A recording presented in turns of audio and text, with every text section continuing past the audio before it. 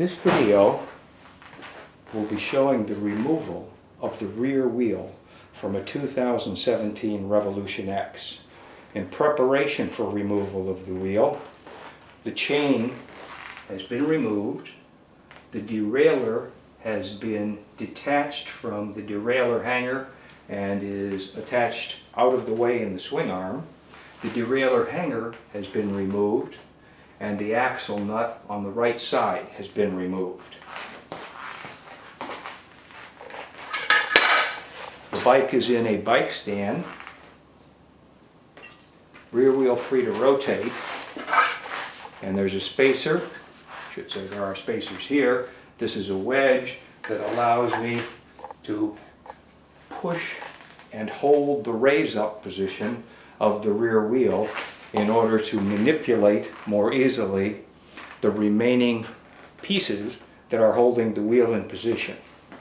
And those remaining pieces are on the right and the left side, rectangular pieces of metal, which are torque plates that we have to get out before we can remove the wheel. Continuing removal of the rear wheel, preparation, the Magura brake caliper on the left side has been removed and it's been stuck out of the way with a nylon tie to the swing arm.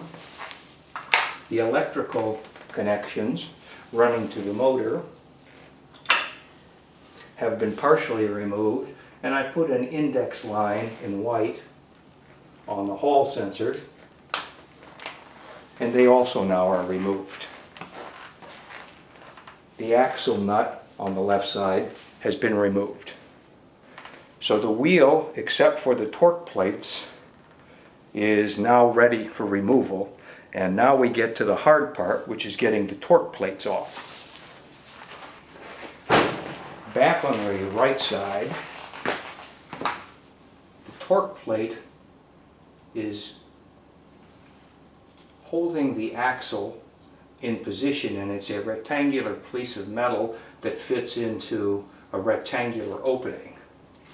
There's a tapped hole in this rectangular piece of metal and an M6 screw. In this case it's an M6 by 60 millimeter long socket head bolt will screw into the torque plate, and with the axle nuts removed and the wedge in position, you can wiggle the top of the wheel back and forth. And when you do that, if you have screwed in to the torque plate your M6 screw, you'll be able to ease out the torque plate. And we'll be able to do exactly the same thing for the left side.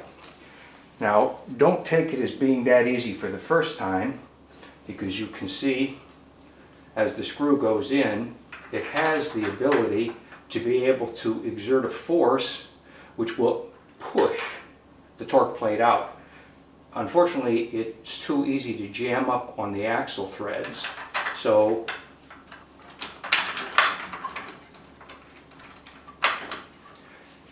my suggestion is you screw it in and maybe start to force it and do the wiggle motion in order to get it to come out.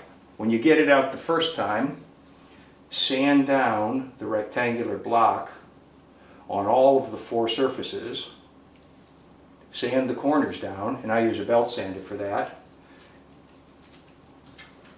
and then come back over and see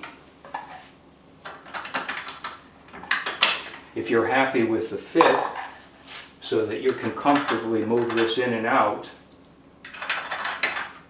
so the next time it won't be a major problem for you. Another suggestion is I'm going to be covering the four surfaces of this with no seize compound, an anti-seize compound. I'll cover the back too. That will help then when this is put into position, allowing future removals to be much easier. Look upon this bolt not as something that might force the torque plate out, but something that allows you to have a way to get your hands on it and move it out. The left and right side torque plates have been removed, and I've labeled them so they can't be incorrectly put on. I'll set these aside. The wedge is in position, and now with the bottom of the wheel having on the order of 2 inches or so clearance from the ground to the bottom of the wheel with the wedge out, I'll pull the wedge out slowly and let the wheel drop down. The wheel wedge is slowly coming out now. I'm letting it slowly come down.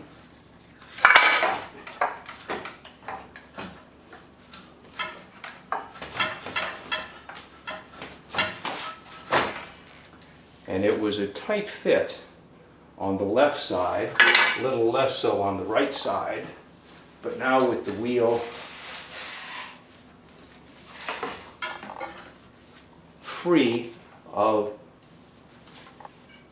the cutouts, it can be removed.